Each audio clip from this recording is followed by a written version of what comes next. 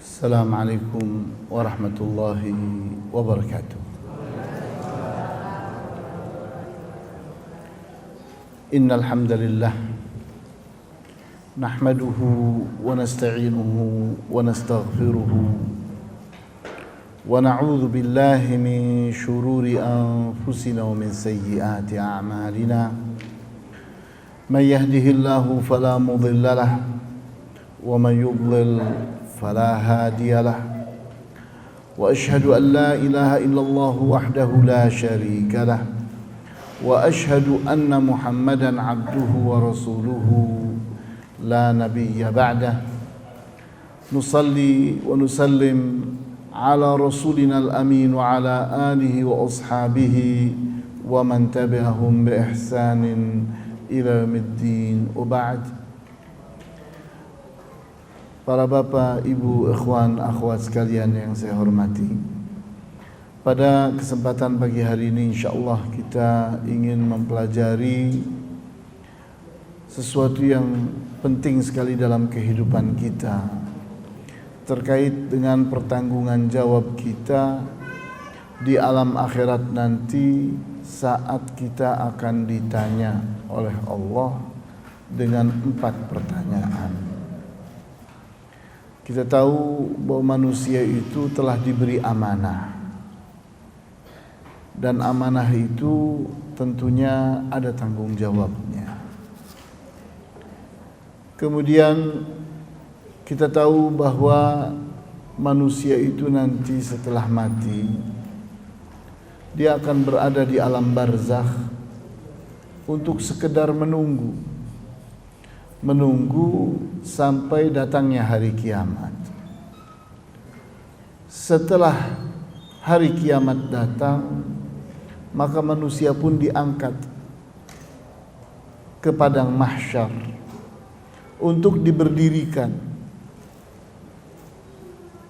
Manusia dari awal sampai akhir, dari mulai Nabi Adam sampai manusia terakhir menjelang hari kiamat, dikumpulkan semuanya dan akan berdiri untuk ditanya dengan 4 pertanyaan ini.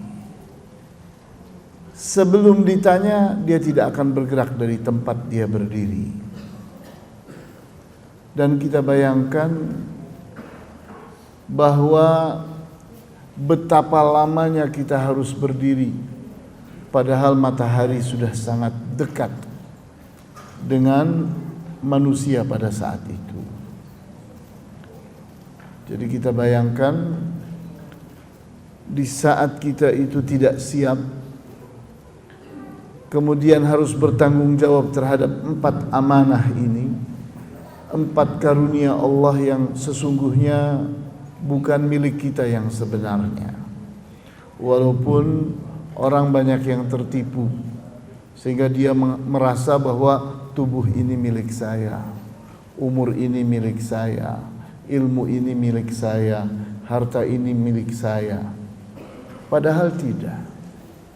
Padahal itu semua adalah sesuatu yang Allah amanahkan, sehingga dia harus bertanggung jawab terhadap amanah itu.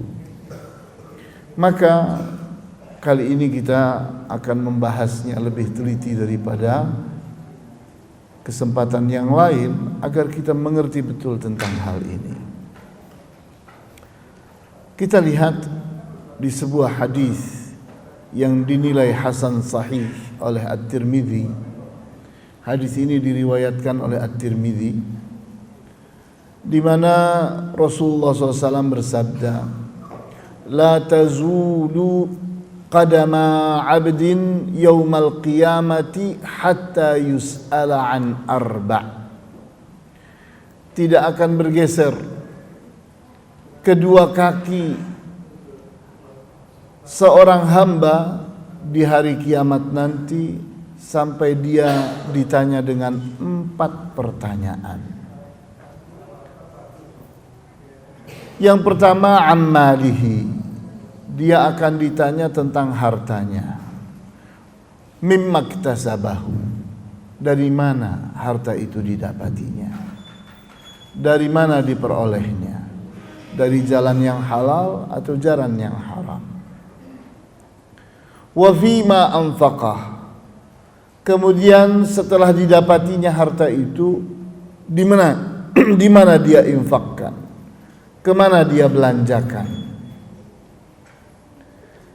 Jadi ini pertanyaan yang pertama tentang harta. Pertanyaan yang kedua, wa an ilmihi ma sana'a fihi, akan ditanya dia itu tentang ilmunya, dia amalkan atau tidak ilmunya. Kemudian yang ketiga, wa an syababihi fima abla, dia akan ditanya tentang masa mudanya, tentang tubuhnya. Digunakan untuk apa masa mudanya dan tubuhnya yang Allah berikan kepadanya itu. Kemudian pertanyaan yang keempat, wa an umrihi fima afna, dia akan ditanya tentang umurnya, kemana dihabiskan. Setiap manusia punya umur. Umur akan berakhir dengan ajal.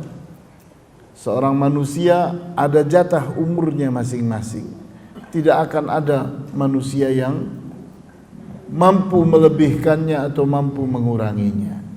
Setiap orang telah tertentu ajalnya. Nah, pada hadis ini kita lihat urutannya adalah harta, ilmu, masa muda, dan umur. Kita lihat pada hadis berikutnya, di mana hadis ini diriwayatkan oleh Muslim dan At-Tirmidzi juga At-Tabarani.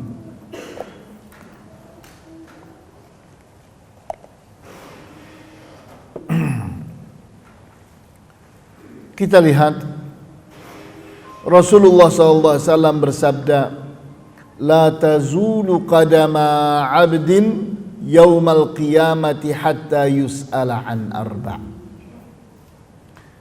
Tidak akan bergeser kedua kaki seorang hamba sampai dia ditanya tentang 4 hal. Kita lihat pada hadis ini urutannya berbeda. An umrihi fima afnah. Pertanyaan yang pertama adalah umurnya, masa hidupnya. Dalam hal apa dia gunakan umurnya? Kesempatan umurnya itu dimanfaatkan untuk apa? Kemudian yang kedua, wa an jasadihi fima abla. Dia pun akan ditanya tentang tubuhnya, dihancurkan untuk apa tubuhnya itu. Karena setiap orang itu akan diberi tubuh dari mulai kuat sampai melemah sampai mati dan hancur. Dia gunakan untuk apa? Kita lihat pada hadis ini, sebagai kata ganti masa muda disebutkannya tubuh. Sehingga kita pahami bahwa tubuh dan masa muda itu adalah sesuatu yang sama pada dua hadis ini.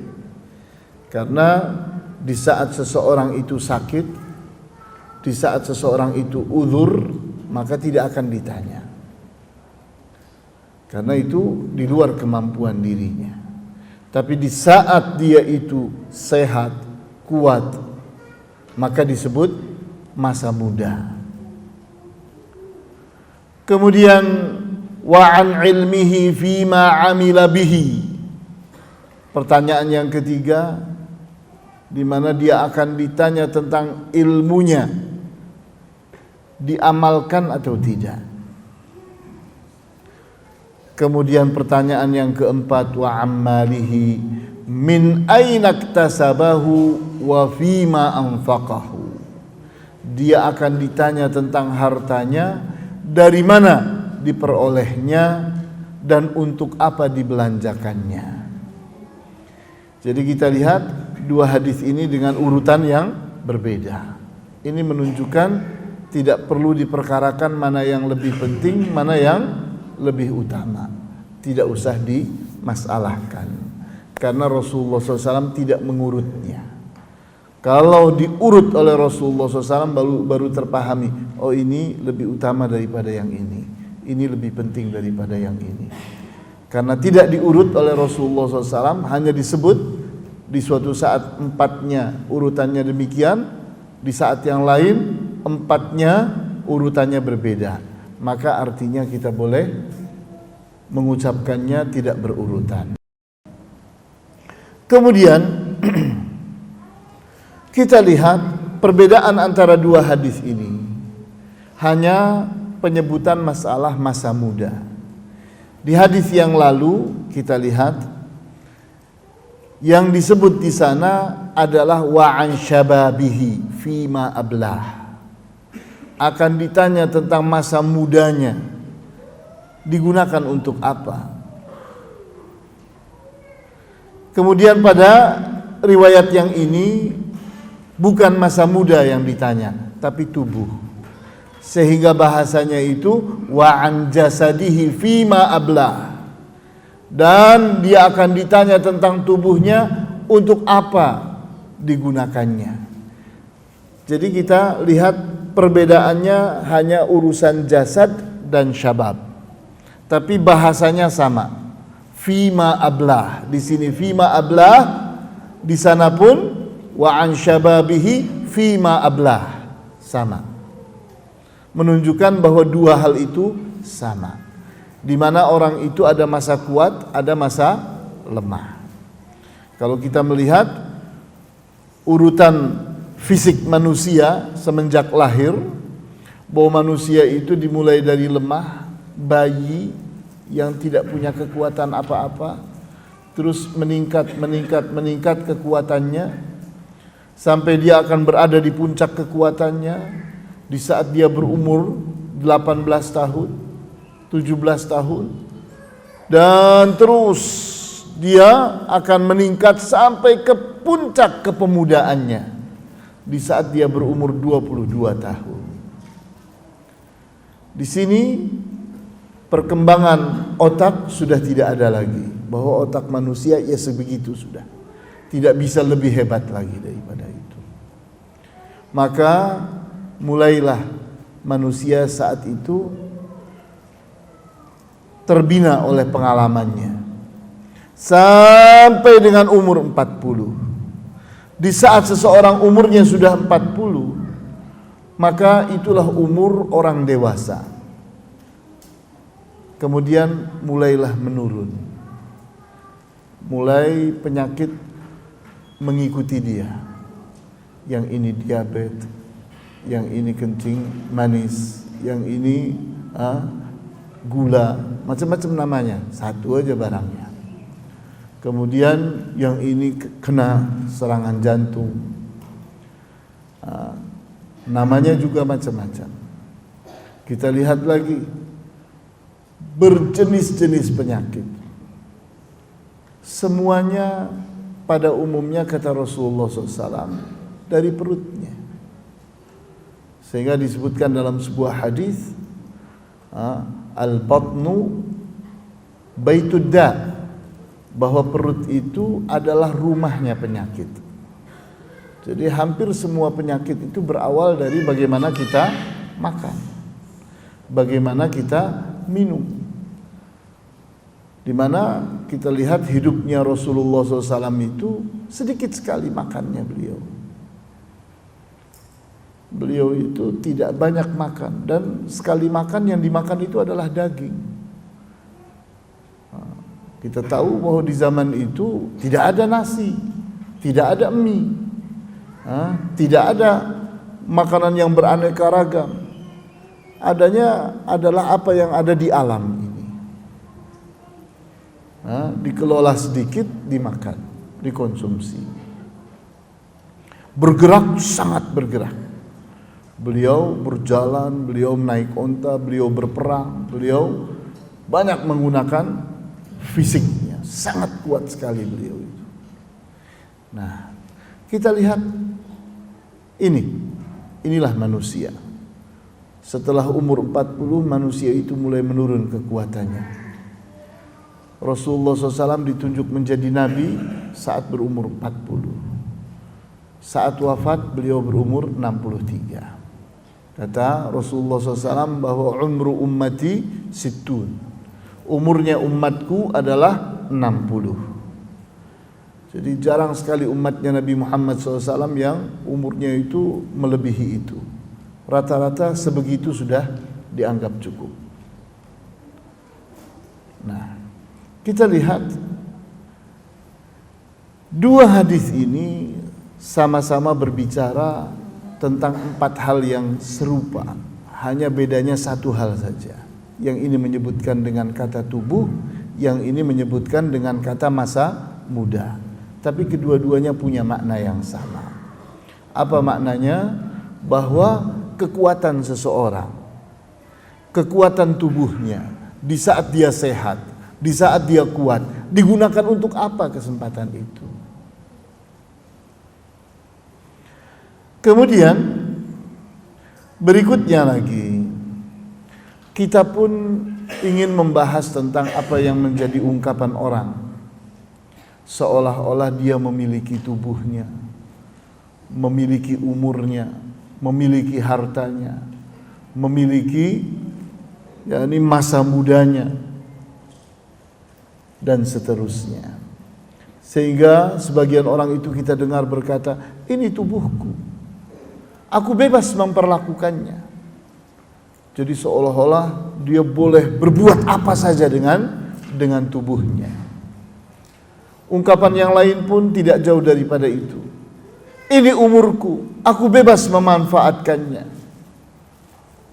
Ini ungkapan yang umum. Orang menganggap bahwa dirinya memiliki ilmunya, memiliki hartanya dan seterusnya, sehingga dia merasa bebas. Mau diapakan pun hak dia. Sampai ada orang berani-beraninya menjual matanya, menjual organ tubuhnya, karena dia merasa memiliki. Kalau ditanya notanya mana kalau kamu pernah memiliki itu? Sertifikatnya mana? Aktenya mana? Enggak ada. Tidak pernah ada pemilikan yang ada di diri manusia. Tidak ada. Apa bukti bahwa ini punya kamu? Seseorang merasa bahwa ini adalah negeriku. Memangnya kamu pernah menciptakan negeri ini? Kamu pernah beli negeri ini? Kamu itu menggeletak di negeri ini. Ibumu melahirkan kamu, perocot, geletak, tahu-tahu ada di negeri ini. Tahu-tahu kamu merasa memiliki negeri ini. Dari mana kamu? Kamu punya sertifikat, punya nota. Di saat seseorang mengaku bahwa ini rumah saya, ini sertifikatnya, di saat pemerintahnya jatuh, sertifikat itu pun tidak berarti. Karena yang mengakui pemerintahan kemarin, pemerintahan berikutnya tidak mengakui, rontok lagi sertifikat itu. Kita lihat seperti ini. Tidak ada satu manusia pun yang mampu membuktikan bahwa dirinya punya sesuatu di dunia ini. Tidak ada. Jangan sok memiliki. Kamu itu hanya dipinjami Allah. Kamu itu hanya diamanati oleh Allah. Kalau kamu boleh mengucapkan itu sebagai kepemilikan, maka pahami bahwa itu adalah kepemilikan terbatas. Karena toh kamu harus ikut tunduk, patuh kepada perintah dan larangan Allah. Jadi di saat seseorang itu mengatakan ini tubuhku, aku bebas memperlakukannya, ini umurku, aku bebas memanfaatkannya, ini adalah pemahaman yang sempit. Manusia tidak boleh seenaknya terhadap tubuhnya. umurnya, tubuhnya, dan masa mudanya sama, bukan miliknya. Kalaulah benar, bolehlah seseorang bunuh diri, melemparkan tubuhnya dari tebing atau meminum racun, boleh atau tidak? Itu hak dia kok. Hak saya kenapa? Seseorang dengan sombongnya mengatakan bahwa ini tubuh saya, maka siapapun akan melarangnya di saat dia ingin bunuh diri, di saat dia ingin yakni minum racun dan sebagainya. Ini menunjukkan bahwa tubuhnya sekalipun bukan punya dia. Kalau memang benar punya dia, dia berhak untuk menghidupkannya atau mematikannya. Begitu pula pada saat seseorang menggunakan hartanya dalam perkara haram, Allah pun akan mempersalahkannya di hari kiamat. Kenapa kamu gunakan ini untuk perkara haram? Itu menunjukkan bahwa harta dia itu sesungguhnya bukan punya dia. Ini hanya sekedar ujian, alat uji. Ini adalah instrumen, alat evaluasi. Kamu dipinjami, ini alatnya. Allah ingin lihat kamu. Sehingga ada malaikat raqib dan ada malaikat atid yang mencatat siapa kamu dengan alat ini. Yang ada pada manusia itu cuma alat-alat uji. Entah itu harta, entah itu benda, entah itu tubuh kita, entah itu makanan, minuman, dan segenap apa yang ada di alam semesta ini. Kemudian kita pun berbicara tentang kepemilikan terbatas. Kepemilikan manusia terhadap keempat hal tersebut di atas adalah kepemilikan terbatas, di mana dia itu boleh menggunakan, boleh memakai, tapi dibatasi oleh aturan, dibatasi oleh ketentuan syariat Allah. Jadi kalau ada orang ingin keluar dari ini, maka hendaknya keluarlah dia dari tubuhnya. Jadi dimensi-dimensi itu dia tinggalkan semuanya. Saya bosan dengan ini semua, maka tinggalkan semuanya. Nah, bisa nggak manusia ingin meninggalkan semuanya keempat hal tadi? Gak mau, saya tidak mau diuji. Saya ingin keluar dari ruangan ujian. Kemana kamu mau lari? Ke planet Mars? Kemana? Tidak bisa. Manusia itu ikut kepada ketentuan Allah, mau atau tidak mau. Ini ketentuan Allah dan kamu sedang diuji. Karena kamu itu berasal dari surga. Ayah dan ibumu, Adam dan Hawa, itu penduduk surga. Namun karena melanggar ketentuan Allah, maka Allah turunkan ke muka bumi. Dan Adam dan Hawa serta keturunannya diuji oleh Allah untuk dikembalikan lagi ke surga. Siapa yang lulus ujian, maka masuk kembali ke dalam negeri asalnya, yaitu surga. Dan yang gagal berarti gagal total, maka masuk ke dalam api neraka. Ini hakikat hidup ini, tidak lebih daripada itu. Seperti halnya manusia tidak memiliki kebebasan mutlak dalam hal penggunaannya, kecuali dalam hal yang diizinkan oleh Allah yang Maha Mulia. Jadi kita lihat, kalau seseorang boleh menamai apa yang ada pada dirinya itu miliknya, silahkan. Tapi ingat, itu adalah kepemilikan terbatas. Maka kita pun punya istilah hak guna pakai. Jadi kita lihat di dunia ini ada sebuah istilah di mana pemerintah itu membuat aturan bahwa ini boleh dipakai, boleh digunakan, tapi tanahnya tidak bisa dimiliki. Memakainya, menggunakannya silahkan.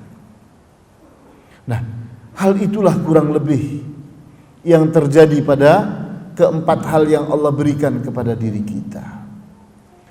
Setiap manusia punya hak untuk menggunakan dan memakai keempat karunia Allah tersebut. Apa sih keempat karunia Allah tadi? Yang pertama apa? Harta. Yang kedua, ilmunya. Ketiga, masa muda atau tubuhnya. Kemudian yang keempat, umurnya. Ini karunia dari Allah. Ada 4. Itu amanah. Silahkan pakai, silahkan gunakan. Namun dia tidak berhak menggunakan dan memakai apa yang tidak dimilikinya. Jadi kita tidak boleh memiliki milik orang lain, apalagi menjajah orang lain. Dalam menggunakan dalam menggunakan dan memakai keempat karunia tersebut harus sesuai dengan ketentuan syariah yang mengatur segala sesuatu yang terkait dengannya. Kamu mau memakainya, kamu mau menggunakannya, ini aturannya. Maka syariat Allah pun datang, dibawa oleh para nabi dan rasul. Manusia diatur bagaimana dia masuk ke kamar mandi, sampai bagaimana memimpin dunia, diatur oleh Islam. Itu semua adalah bagaimana seseorang berinteraksi dengan dirinya dan alam semesta. Allah pun menunjuk manusia menjadi khalifah Allah di muka bumi. Kemudian dengan demikian, di saat kita berbicara tentang 4 hal tadi, maka kita sedang berbicara tentang 4 aspek amanah. Yang pertama, umur. Umur itu artinya waktu. Waktu itu artinya kesempatan. Ini aspek yang pertama. Di saat manusia dikasih umur, itu artinya diberi waktu dia. Namun waktu itu terbatas. Di saat seseorang itu diberi waktu, artinya dia itu diberi kesempatan untuk hidup. Maka gunakanlah. Maka orang yang cerdas, kesempatan di dunianya ini, waktu yang diberikannya kepadanya, umurnya, itu digunakan untuk berbahagia di akhirat. Di antara orang bodoh adalah orang yang menumpuk-numpuk harta untuk kemudian ditinggalkan menjadi warisan. Itu orang bodoh. Kenapa? Karena warisan itu tidak jadi miliknya. Warisan itu sangat tergantung kepada keturunan kita akan menggunakannya. Bisa baik, bisa buruk. Orang yang pandai tidak meninggalkan warisan. Orang yang pandai itu saat dia hidup, gunakan hartanya itu, habiskan. Untuk apa? Untuk berbahagia di akhirat nanti. Bukan ditumpuk-tumpuk kemudian kita menyesal saat kita melepaskan nyawa. Ternyata warisan itu cuma jadi biang keributan di antara anak dan keturunan kita. Dan itu bukan milik kita lagi. Sudah pindah tangan kepada orang lain.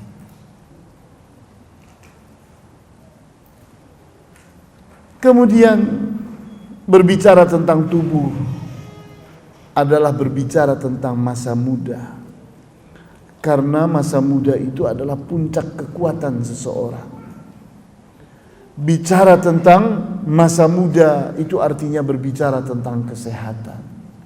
Di saat seseorang itu lagi dalam kondisi sehat yang sesehat-sehatnya, maka digunakan untuk apa saat itu?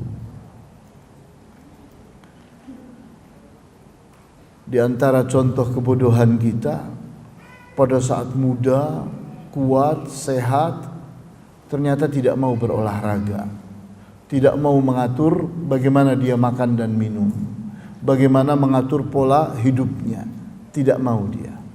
Setelah tua, banyak penyakit, baru berpikir tentang olahraga, rajin berolahraga, pandai mengatur waktu. Kita bilang, kemana kamu waktu masa mudamu? Ini kesalahan kita dan kebodohan kita. Karena memang inilah dunia, terus menerus menipu kita. Kita itu terus menerus ditipu oleh dunia ini. Sehingga saatnya kita harus memanfaatkan sesuatu dengan baik, ternyata kita buang waktu. Kita tergenang, tenggelam di dalam hiburan, habis-habisan. Kita tahu bahwa dosa-dosa itu seperti jebakan ikan. Dosa-dosa itu, maksiat itu seperti jebakan ikan. Kalau ikan itu masuk ke dalam jebakan yang disiapkan oleh seorang nelayan, begitu masuk, keluar lagi sudah tidak bisa. Maka manusia di saat berbuat dosa, berbuat maksiat, dia akan terjebak. Sulit untuk keluar. Ibnul Qayyim Al-Jauziyah memperingati itu, bahwa waspadalah kalian dari jebakan setan. Karena maksiat itu kalau seseorang masuk ke dalamnya, maka sulit dia akan keluar lagi dari jebakan maksiat itu. Dan dosa itu seperti garpu tala. Garpu tala itu kalau kita getarkan, dia akan bergetar terus bergetar, tidak mudah berhenti. Begitu pula dosa. Di saat seseorang berbuat dosa, maka sulit bagi dia untuk berhenti dari dosanya. Maka kita harus waspada. Jangan tertipu oleh dunia ini. Di saat kita ingin masuk surga, ternyata mudah. Rasulullah SAW bilang apa? Jaminlah untukku 2, maka aku akan menjaminmu masuk surga. Lidahmu dan kemaluanmu. Menjaga lidah dan menjaga kemaluan. Mudah. Kalau mau masuk surga itu mudah. Jadi bagaimana kita ini mengatur lidah kita? Abu Bakar As-Siddiq radhiyallahu anhu selalu meletakkan batu-batu kecil di lidahnya. Untuk apa? Untuk menjaga lidahnya agar tidak berbicara. Di saat akan berbicara, dia fikiri dulu. Pembicaraan ini penting atau tidak? Penting. Baru dia keluarkan, baru dia berbicara. Selesai, dia masukkan lagi. Ini dilakukan oleh beliau bertahun-tahun untuk melatih lidahnya tidak berbicara kecuali sesuatu yang baik, sesuatu yang benar, sesuatu yang bermanfaat. Kita lihat aspek berikutnya adalah ilmu. Di saat kita berbicara tentang ilmu, berarti kita berbicara tentang amal. Kenapa? Karena ilmu itu tidak berguna kalau tidak diamalkan. Kemudian amal itu akan menghasilkan pengalaman. Entah pengalaman diri kita, entah pengalaman orang lain. Di saat pengalaman itu tepat sesuai dengan ilmu, benar, maka disebut dengan hikmah.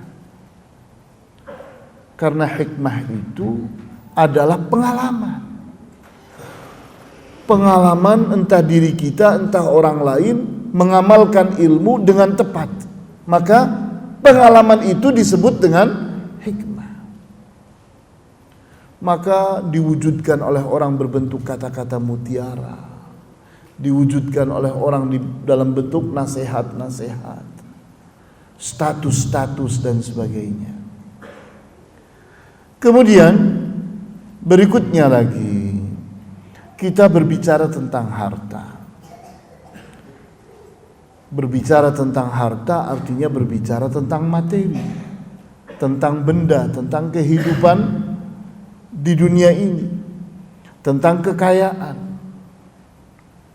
di mana kekayaan manusia itu ternyata tidak ada yang bisa dibawa. Kekayaan manusia itu tidak ada yang bisa dibawa. Begitu seseorang meninggal dunia, maka yang paling pelit terhadap kita adalah keluarga kita. Dia akan menahan harta kita karena mereka menganggap bahwa ini milik mereka, sehingga tidak mau mereka itu menjadikan ikut bersama kita di kuburan. Enggak, nanti dicuri orang katanya. Enggak mau mereka. Jadi kita tinggalkan. Kemudian kalau kita kalkulasi harta kita yang kita tinggalkan dengan harta kita yang telah menjadi milik kita, banyak mana, kita mulai berpikir bahwa ternyata kita merugi. Kenapa? Karena selama ini kita tertipu dengan dunia. Kita menganggap yang punya kita itu yang ada, yang jadi pahala, yang jadi tabungan kita di alam akhirat itu hilang. Itu tipuan dunia. Harta kamu itu adalah harta yang menjadi pahalamu. Itu hartamu. Sehingga Rasulullah SAW suatu saat pulang ke rumah beliau di saat Idul Adha seperti ini, beliau bertanya kepada Aisyah, "Wahai Aisyah, masih tersisa daging untuk kita?" "Tidak, wahai Rasulullah, telah kita bagikan semuanya." Kata Rasulullah SAW, itulah milik kita. Itulah milik kita. Jadi daging yang dibagikan itu milik kita. Yang belum kita bagikan itu bukan milik kita.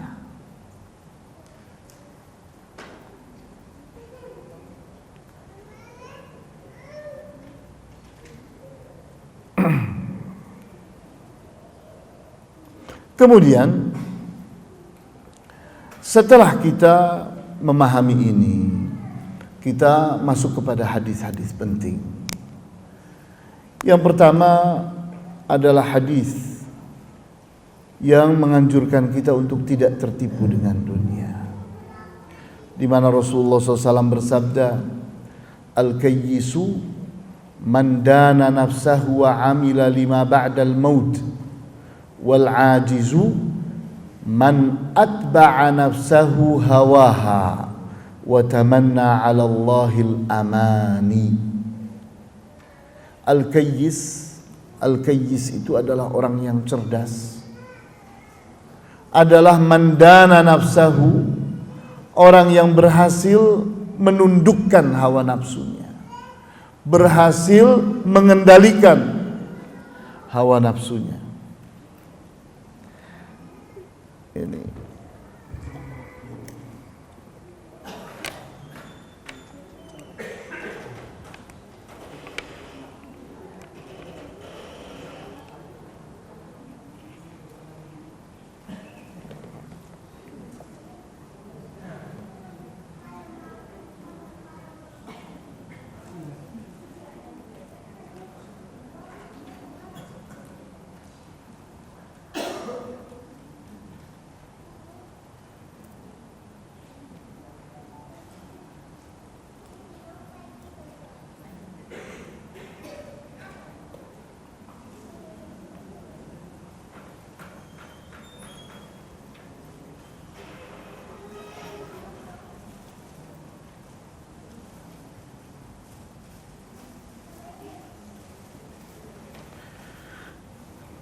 al-kayyisu man dana nafsahu wa amila lima ba'dal maut. Orang yang cerdas itu adalah orang yang berhasil menundukkan hawa nafsunya, mampu mengendalikannya, wa amila lima ba'dal maut, dan dia beramal itu dalam rangka menyiapkan hartanya di saat kehidupan berikutnya, kehidupan setelah kematian. Jadi ini orang cerdas, bukan orang yang menumpuk-numpuk hartanya kemudian besok jadi warisan. Itu bodoh. Itu bodoh. Tapi orang yang cerdas itu selalu berpikir akhirat.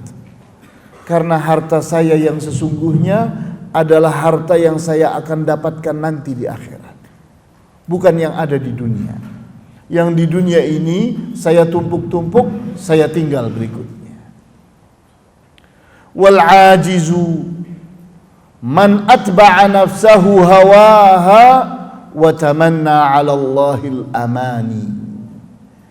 Dan orang yang lemah itu, orang yang tidak cerdas itu adalah orang yang mengikutkan dirinya kepada hawa nafsunya, sehingga dia hanya ikut-ikutan hawa nafsu, tidak mampu mengendalikan hawa nafsunya.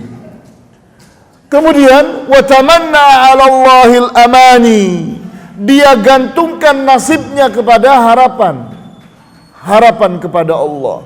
Saya ini berdarah biru, saya ini keturunan bangsawan, saya ini keturunan orang-orang saleh, keturunan para wali, keturunan Rasul, keturunan ini dan itu. Insya Allah saya akan masuk surga. Tapi maksiat jalan terus. Kenapa? Karena mengikuti hawa nafsu. Sama harta rakus, disimpan harta itu. Kemudian setelah mati ditinggalkannya. Ini orang yang bodoh. Jadi kita lihat Rasulullah SAW dalam hadis ini sahih, riwayat Ahmad, At-Tirmidzi, Ibnu Majah dan Al-Hakim. Rasulullah mengingatkan, ingat, ini dua contoh. Ini orang cerdas, ini orang bodoh. Orang yang cerdas itu selalu berpikir tentang apa yang saya akan miliki nanti di akhirat, bukan di dunia. Dunia ini akan saya tinggalkan. Sehingga dia tidak mau menuruti hawa nafsu.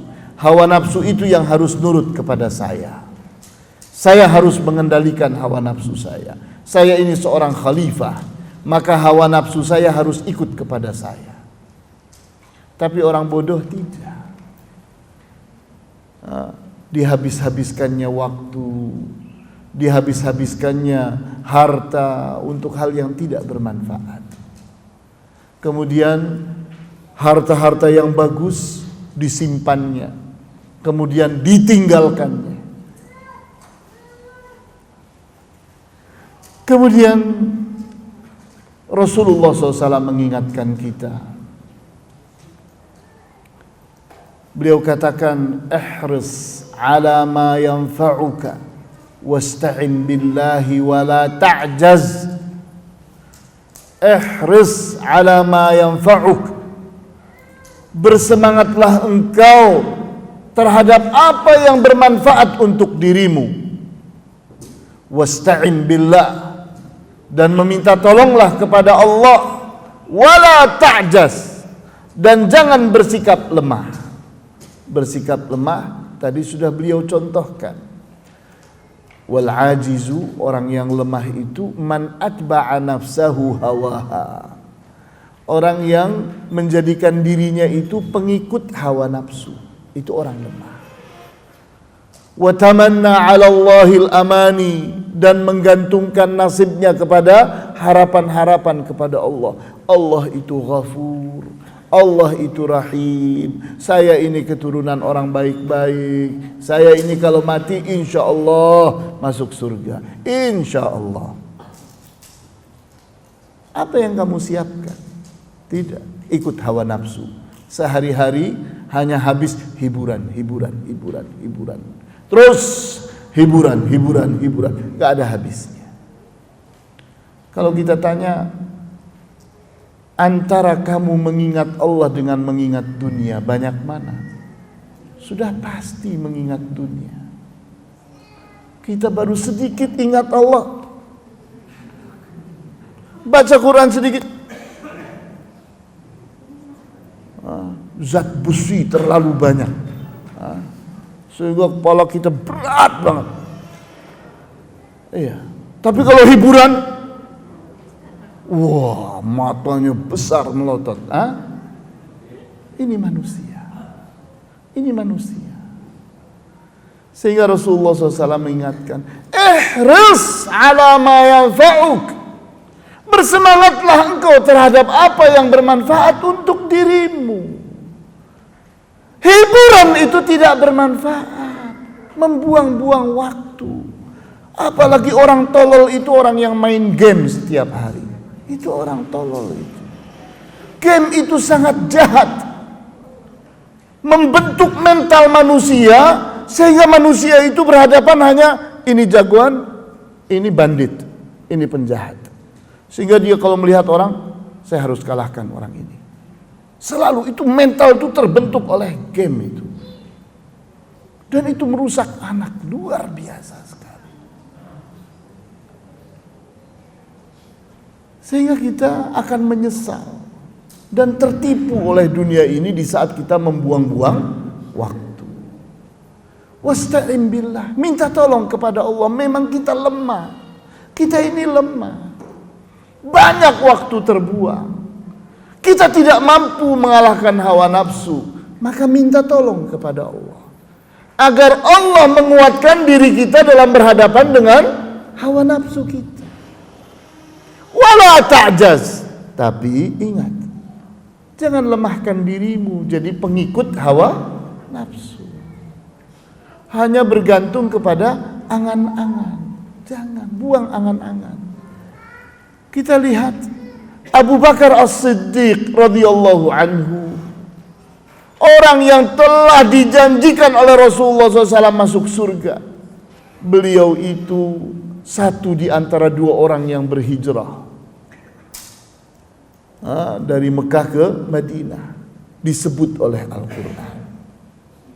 Beliau satu dari 4 Al-Khulafa Ar-Rasyidin.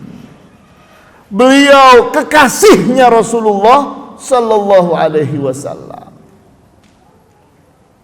Ketakwaannya tidak ada yang meragukan, sehingga semua sepakat menunjuk beliau jadi khalifah. Tapi antum lihat bagaimana cara hidup beliau.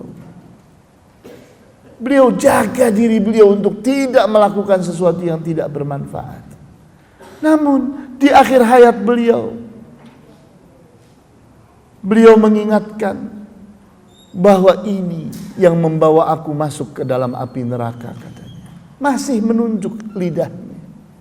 Ini, katanya, lidahku ini yang membawa aku ke neraka. Jadi sampai akhir hayatnya masih takut kepada api neraka. Kita lebih hebat daripada Abu Bakar As-Siddiq. Mantap akan masuk ke surga. Mantap banget. Kemantapan kita itu luar biasa sekali, dahsyat. Abu Bakar As-Siddiq di akhir hayatnya takut kepada api neraka. Kalau kita mantap banget. Mantapnya luar biasa. Seolah-olah pasti akan masuk surga. Apa alasannya? Innallaha ghafurur rahim. Sesungguhnya Allah itu maha pengasih lagi, maha pengampun lagi, maha penyayang. Udah bakal diampuni. Bakal diampuni. Siapa yang menjamin kamu? Abu Bakar yang seperti itu amalnya, takwanya, takut. Jangan-jangan Allah tidak mau mengampuni saya. Lah, kita kenapa kok mantap seolah-olah Allah bakal mengampuni kita?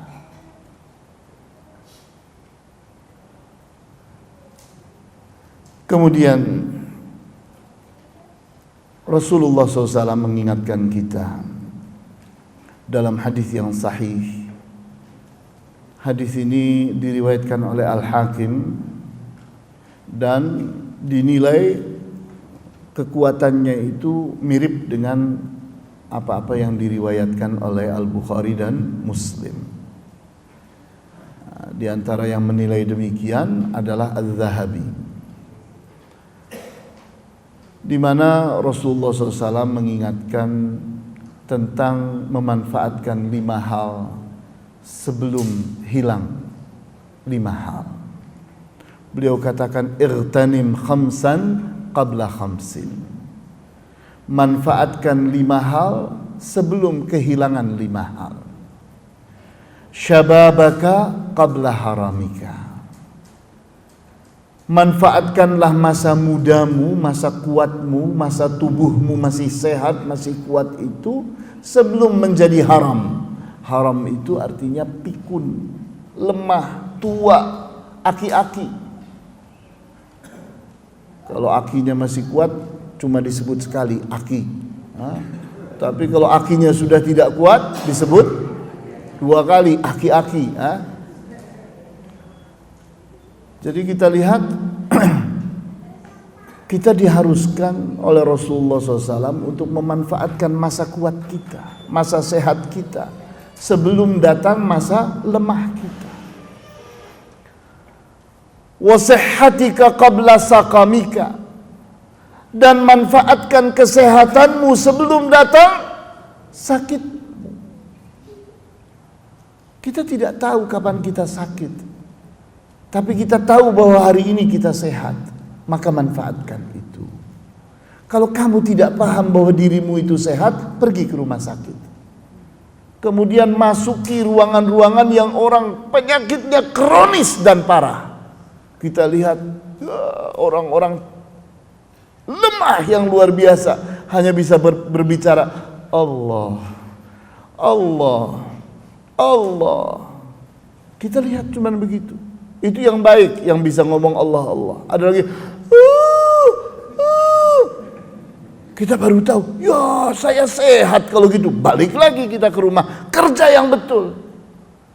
Jadi kalau kita mau tahu diri kita sehat, jangan melihat orang yang kuat-kuat di hadapan kita, itu salah. Dalam hal dunia, kita harus melihat kepada yang lebih lemah daripada kita. Dalam hal akhirat, kita harus melihat orang yang lebih kuat daripada kita. Jangan dibalik. Kalau dalam hal dunia kita selalu melihat orang yang di atas kita, kita akan menjadi orang pegila dunia, tidak mampu bersyukur. Kenapa? Merasa diri tidak pernah punya apa-apa. Kenapa? Karena yang punya yang itu tuh, yang lebih daripada saya. Di saat kita dalam hal akhirat kita melihatnya kepada orang yang lebih rendah daripada kita, kita akan jadi sombong. Nih gini-gini, saya hafal Al-Fatihah. Tuh lihat, Al-Fatihahnya boro-boro katanya. Jadi sombong. Padahal cuma punya Al-Fatihah. Wa ghinaka qabla fakrika. Gunakan kesempatan di saat engkau itu kaya, cukup, punya. Qabla fakrika, sebelum engkau itu fakir, miskin. Di saat ada kesempatan Allah memberikan rizki kepada kita, manfaatkan rizki itu dengan baik. Jangan justru diberi oleh Allah kekayaan malah ditumpuk-tumpuk. Allah sudah bilang, alhaakumut takatsur. Kalian telah dilalaikan oleh sikap takatsur, memperbanyak harta, menumpuk-numpuk harta. Jadi apa hartamu itu? Tidak ada manfaatnya. Harta kamu itu bukan yang ada di dunia, yang kamu tumpuk di akhirat sana. Wa faraghaka qabla shughlika. Manfaatkan waktu luangmu sebelum waktu sibukmu. Di mana ada saat kita santai, kita punya waktu ternyata kosong. Nah, itu manfaatkan. Manfaatkan dengan baik. Jangan ada waktu kosong. Karena Rasulullah SAW itu diperintah oleh Allah, fa idza faraghta fansab. Jika engkau telah kosong, telah luang, fansab, maka berdiri lagi. Manfaatkan untuk mengamalkan amalan-amalan yang bermanfaat untuk kamu, untuk umatmu. Jadi kita lihat orang Islam itu harus efektif dan efisien. Jangan membuang waktu. Wa hayataka qabla mautik, dan manfaatkan saat hidupmu sebelum matimu. Kalau sudah mati tidak bisa apa-apa. Kita ingin dikembalikan lagi ke dunia, sudah tidak bisa. Jadi kita lihat hadis ini sangat berharga sekali untuk mengarahkan kita bagaimana kita menyikapi kehidupan ini. Karena umumnya orang lalai, lupa. Maka Allah memperingatkan dengan wal asri, innal insana lafi khusrin. Allah bersumpah dengan waktu, sesungguhnya manusia itu ada dalam kerugian. Kenapa dalam kerugian? Karena selalu tertipu oleh dunia. Kita ini ribuan kali ditipu oleh dunia, tapi tidak pernah mengambil pengalaman.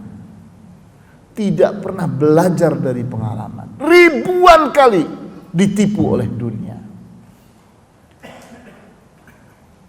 Nah, oleh karena itu kita diingatkan oleh surat Al-Asr, innal insana lafi khusrin. Sesungguhnya manusia itu ada di dalam kerugian. Yang tidak rugi itu adalah orang yang illalladzina amanu, orang yang beriman, wa amilus salihat, dan beramal saleh, wa tawasau bil haq, dan saling menasehati dalam kebenaran, wa tawasau bis sabr, dan saling menasehati di dalam kesabaran. Karena kita ini kalau tidak punya kawan, tidak punya cermin. Kita ini kalau tidak punya kawan, tidak punya cermin. Yang bisa memberitahu kita salah itu hanya kawan kita. Diri kita tahunya kita baik saja. Sehingga kalau ada kawan kita menegur kita, bersyukurlah. Di saat ada kawan kita memberitahu, kamu kok kenapa sih begini? Kenapa sih kamu begitu? Bersyukurlah kepada kawanmu yang baik itu. Umar ibn al-Khattab radhiyallahu anhu mengatakan, rahimallahu man ahda ilayya uyubi. Semoga Allah sayangi orang yang menghadiahi aku dengan cacat diriku. Jadi Umar bin Khattab itu kalau ada orang menegur kesalahan beliau, menegur aib diri beliau, justru berterima kasih, mendoakan kepada Allah semoga Allah menyayangi orang ini. Kenapa orang ini sayang banget sama saya? Dia menasehatinya sekarang, bukan nanti di akhirat. Sehingga saya punya waktu untuk memperbaikinya, merubahnya, bertaubat, beristighfar. Jadi kita harus memandang orang dengan pandangan yang benar. Bukan malah kalau ada orang menasehati kita, malah kita cari lagi, kayak kamunya suci aja. Jadi kita cari cacatnya dia, ini bodoh. Padahal dia manusia terbaik untuk kita. Kenapa? Dia itu cermin. Saya tidak bisa bercermin kepada diri saya, tidak bisa. Mana ada orang bercermin dengan dirinya, tidak bisa. Dia harus melihat sesuatu yang menjadi cermin dirinya. Nah, yang jadi cermin kita adalah saudara kita. Al-mu'minu mir'atu akhihi, kata Rasulullah. Seorang mukmin itu adalah cermin buat saudaranya. Karena dengan cermin itu orang mengetahui saya lemah, saya kurang, saya harus memperbaiki diri. Jadi kita lihat di sini bahwa kesempatan kita untuk benar-benar selamat dari 4 pertanyaan Allah di hari kiamat nanti. 4 pertanyaan di padang mahsyar itu. Kita lihat pertanyaannya itu adalah sesuatu yang kita tidak bisa menghindarinya. Karena itu adalah amanah Allah yang ada di dalam diri kita. 4 hal yang kesemuanya ada pada kita. Di mana ilmu itu telah ada pada kita. Kita belajar dari mulai kita ditimang-timang oleh ibu kita, terus belajar sampai kita masuk ke liang lahat. Harta kita ternyata Allah tidak pernah menghentikan harta kita. Selama kita masih punya nafas, artinya rizki Allah terus datang kepada kita. Tidak ada orang mati yang rizkinya belum habis, tidak ada. Seseorang tidak akan datang padanya kecuali rizki dia sudah selesai. Kemudian berikutnya lagi adalah harta. Jadi kalau tadi yang pertama adalah ilmu, kemudian yang kedua adalah harta kita, rizki kita, yang ketiga adalah tubuh kita. Bahwa tubuh kita adalah amanat Allah. Kita pun harus benar-benar memanfaatkannya. Jangan tertipu oleh tubuh ini. Antum bayangkan kalau antum itu cakepnya seperti Nabi Yusuf, mungkin sudah jadi bintang film. Iya kan? Dari bodohnya, dari tololnya. Tapi bagaimana dengan Nabi Yusuf? Tidak. Beliau malah lebih suka untuk hidup di dalam penjara. Kenapa? Lebih menyelamatkan diri beliau. Kita lihat seperti itu. Tubuh kita bisa menipu kita sendiri.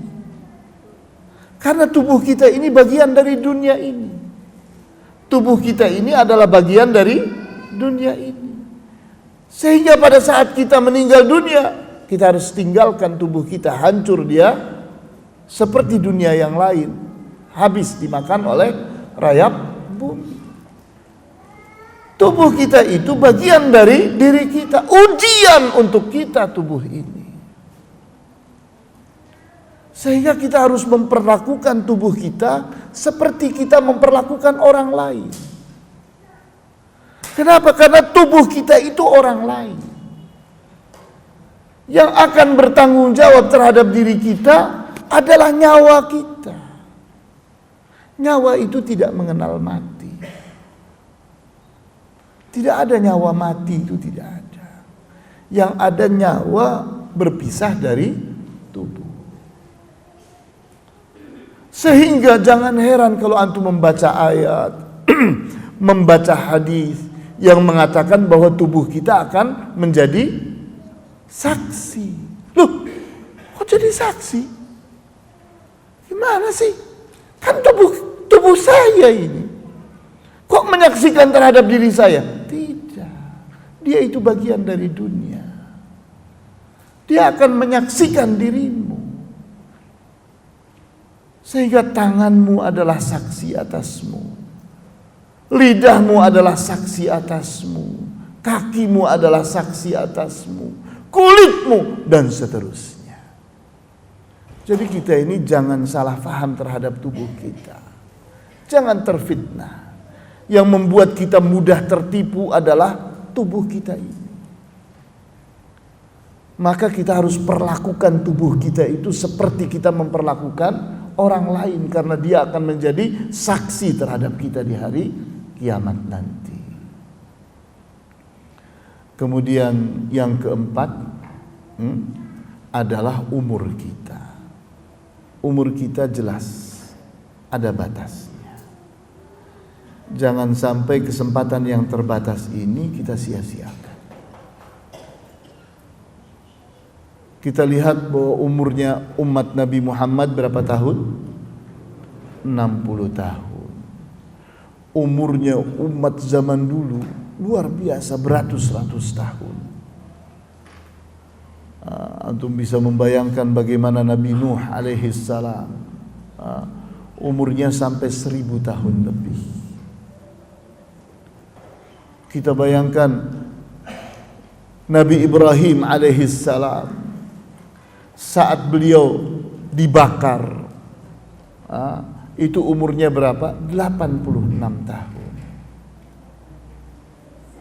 Saat itu beliau berhijrah meninggalkan Irak. Beliau itu dilahirkan di Irak. Kemudian beliau berhijrah ke Syam, ke Suriah dan sekitarnya. Kita lihat itu di umur beliau seperti itu, tapi masih kuat-kuatnya. Karena itu umurnya orang zaman dahulu. Umatnya Nabi Muhammad SAW tidak demikian. Umatnya Nabi Muhammad SAW itu umurnya 60 sudah cukup. Dan itu kasih sayang Allah kepada kita. Apa antum betah berada di ruangan ujian?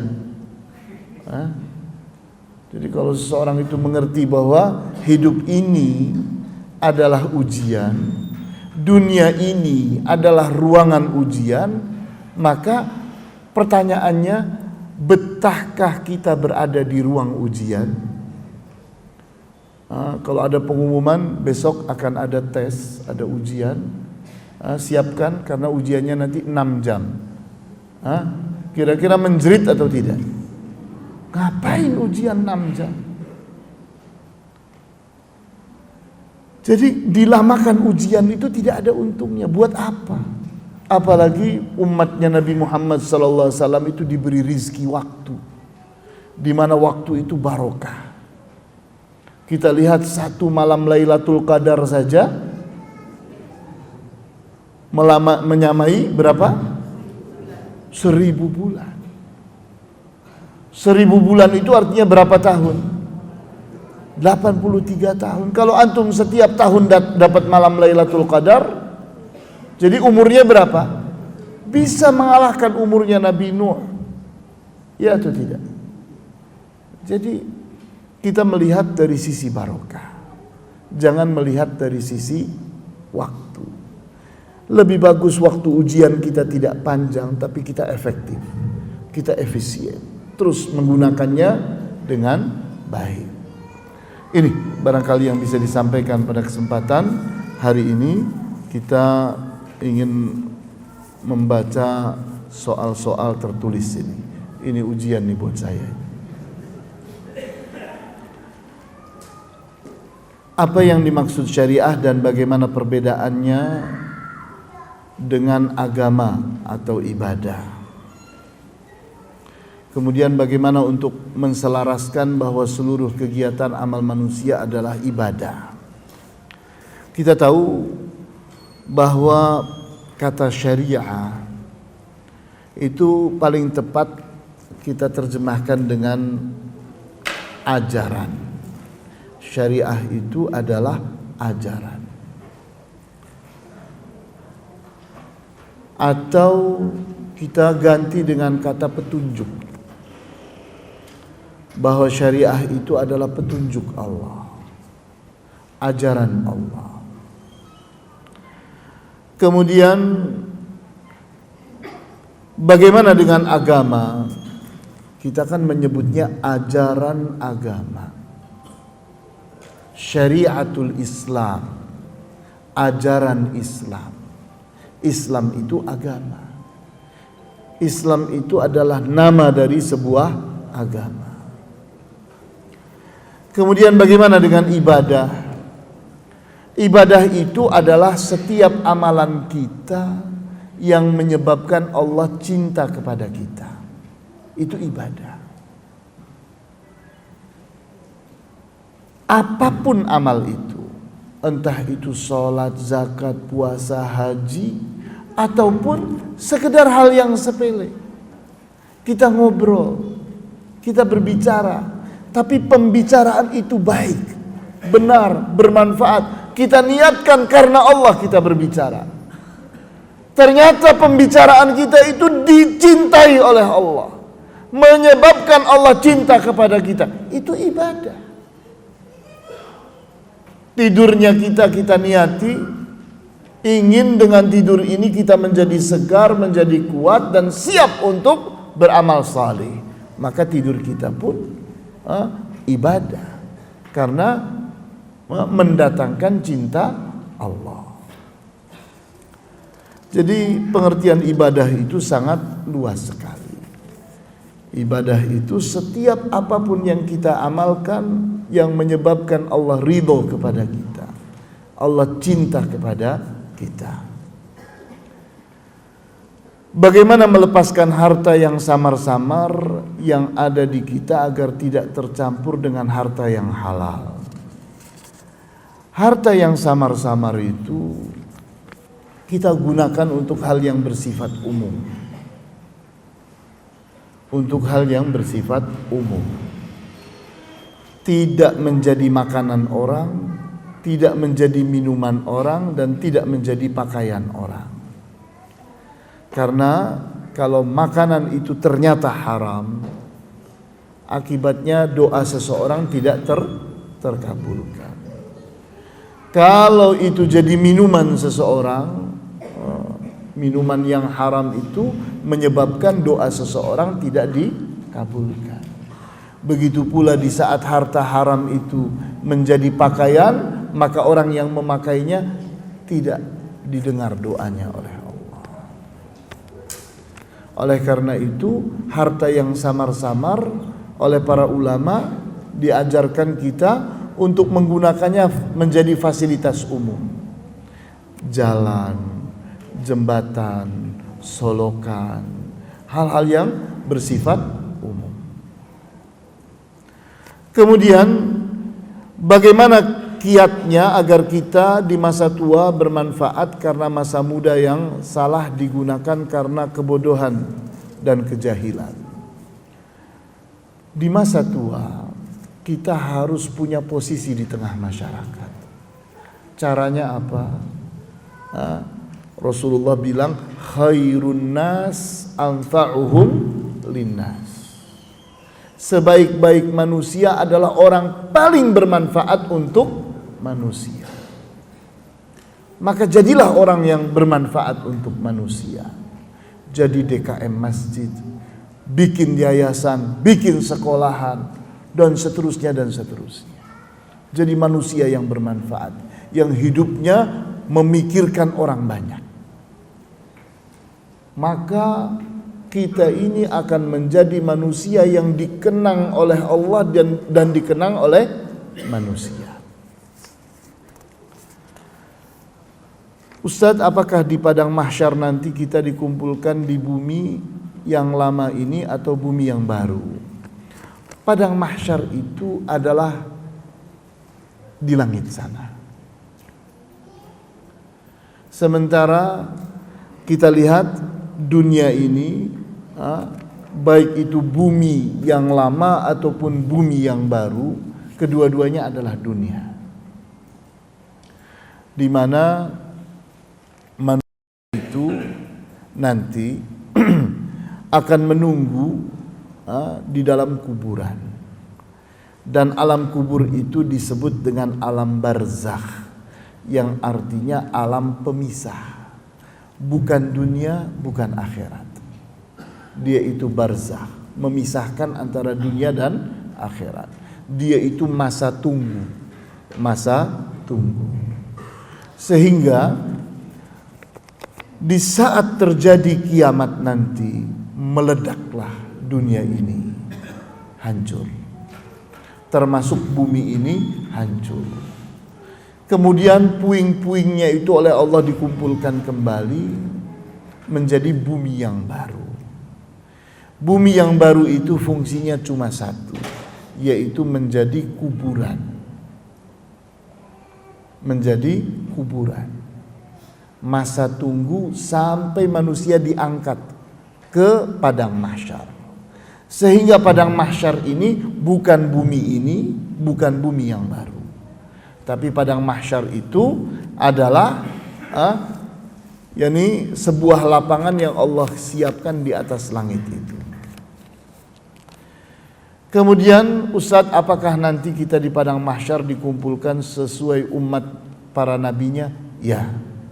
Di padang mahsyar itu setiap nabi akan berdiri berbaris bersama umatnya. Kalau kita cinta kepada Nabi Muhammad, beriman kepada Nabi Muhammad, kita akan berada di belakang Nabi Muhammad. Ustadz, apakah orang-orang yang diusir oleh Rasulullah SAW di telaga beliau adalah para pelaku bid'ah? Mohon jelaskan hadisnya. Kita tahu bahwa di dalam hadis yang sahih diriwayatkan oleh Al-Bukhari, di mana Rasulullah SAW menceritakan tentang haud. Haud adalah danau yang dimiliki atau dihadiahkan oleh Allah kepada Rasulullah SAW, di mana danau itu airnya putih jernih seperti susu. Kemudian sisi-sisinya itu dihiasi dengan batu-batu permata. Orang yang meminum darinya walaupun cuma satu teguk saja akan membuat dia tidak pernah haus lagi selama-lamanya. Maka yang akan didahulukan minum di sana adalah umatnya Nabi Muhammad sallallahu alaihi wasallam. Maka pada saat itu kata Rasulullah SAW, ada sekelompok orang yang ingin meminum dari danauku, namun Allah menghalangi mereka, tidak boleh meminumnya. Aku pun menjerit kepada Allah, kata Rasulullah SAW. Dikatakannya Rabbi ummati, beliau katakan bahwa wahai Tuhanku, mereka adalah umatku. Rabbi ummati, wahai Rabbku, mereka adalah umatku. Maka Allah menjawab, innaka la tadri ma ahdathu ba'daka. Tidak, kata Allah, engkau tidak tahu apa yang mereka ada-adakan setelah engkau meninggal dunia. Mereka berbuat bid'ah, memasukkan ajaran yang bukan ajaran Islam ke dalam ajaran Islam, sehingga memberatkan orang. Kita lihat, kalau Islam itu dikembalikan kepada aslinya sesuai dengan sunnatul Rasul SAW, umat ini akan bersatu. Jadi kalau antum ditanya bagaimana mempersatukan umat ini, kembalikan mereka kepada sunnatul Rasul SAW. Di saat ajaran Islam kita itu sesuai sunnahnya Rasulullah SAW, umat akan bersatu. Tapi di saat ternyata ini punya sunnah sendiri, ini punya sunnah sendiri, punya ajaran sendiri, berbeda dengan sunnahnya Rasulullah, pecah umat ini. Oleh karena itu, ahlus sunnah wal jamaah itu artinya orang yang mengikuti sunnahnya Rasulullah SAW dan berjamaah bersama Rasulullah SAW. Sehingga kalau ada orang bertentangan dengan sunnahnya Rasulullah SAW, bukan ahlus sunnah. Karena syarat untuk menjadi ahlus sunnah, dia itu ajarannya adalah ajarannya Rasulullah SAW, tidak ditambahi, tidak dilebih-lebihkan. Persis terbukti bahwa ini sesuai dengan Al-Quran dan Al-Hadis.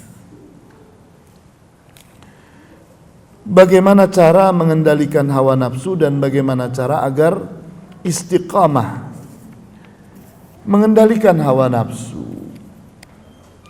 Kita tahu di saat kita mengenali hawa nafsu kita sendiri,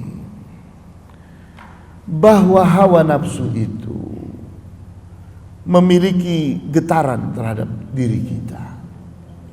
Getarannya itu selalu bersifat emosi. selera, kebutuhan. Itu bahasa hawa nafsu. Saya ingin ini, saya ingin memiliki itu, saya ingin mendapatkan ini, mendapatkan itu. Jadi selalu hal-hal yang sifatnya harapan, keinginan-keinginan, kebutuhan-kebutuhan, itu adalah bahasa hawa nafsu. Berbeda dengan bahasa fitrah. Jadi kalau kita melihat ke dalam jiwa kita itu terdiri dari 3 unsur. Nyawa kita itu terdiri dari 3 unsur. Yang pertama akal pikiran. Akal pikiran inilah yang memimpin diri kita. Di mana akal pikiran inilah yang akan menentukan apa yang harus kita lakukan, apa yang kita tinggalkan, apa yang dibenarkan dan apa yang disalahkan. Kemudian akal pikiran ini tidak berdiri sendiri. Dia butuh menteri, dan menterinya ada 2. Fitrah dan hawa nafsu. Di mana fitrah ini yang selalu mengingatkan manusia kepada Allah. Ingat Allah. Di saat kita ingin sesuatu, maka fitrah itu mengingatkan jangan sampai melanggar ketentuan Allah. Harus ikhlas karena Allah. Itu getaran fitrah. Selalu mengingatkan manusia kepada Allah. Dan fitrah pun selalu mengingatkan manusia, ini benar, ini salah. Ini baik, ini buruk. Ini bermanfaat, ini berbahaya. Fitrah pun mampu menggetarkan jantung. Di saat seseorang itu berbuat kebenaran, maka jantungnya tenang. Tapi di saat dia itu berbuat kesalahan, jantungnya deg-degan. Maka ketahui, kata Rasulullah SAW, istafti qalbak. Bertanyalah engkau kepada jantungmu. Di mana seseorang datang kepada Rasulullah SAW, belum orang itu berucap apa-apa, Rasulullah sudah bilang, apakah engkau datang kepadaku untuk bertanya tentang kebaikan? Ya, wahai Rasulullah. Maka kata Rasulullah, istafti qalbak. Bertanyalah engkau ke dalam jantungmu. Karena jantung itu mampu menjawab. Di saat kita berbuat kebaikan, maka jantung kita tenang. Tapi begitu kita berbuat keburukan, jantung kita deg-degan. Itu jawaban jantung dan itu jawaban fitrah. Dan di saat kita itu melakukan sesuatu yang bermanfaat, jantung kita tenang. Namun di saat kita itu berbuat sesuatu yang berbahaya, mengganggu, jantung kita deg-degan. Cukup itu. Cukup itu untuk membimbing diri kita. Kemudian kita lihat menteri yang kedua, ini hawa nafsu. Hawa nafsu itu selalu berbicara tentang kebutuhan, keinginan, harapan. Terus manusia berputar-putar di sekitar itu. Nah, bagaimana kita mengendalikan hawa nafsu? Ingat, jangan menangkan hawa nafsu, menangkan getaran fitrah.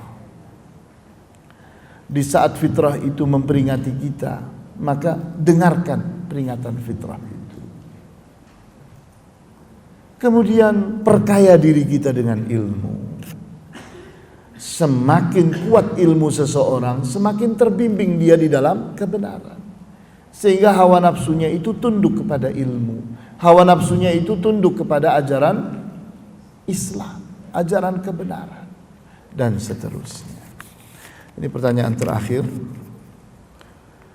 Apakah harta yang samar-samar itu harta subhat atau harta haram?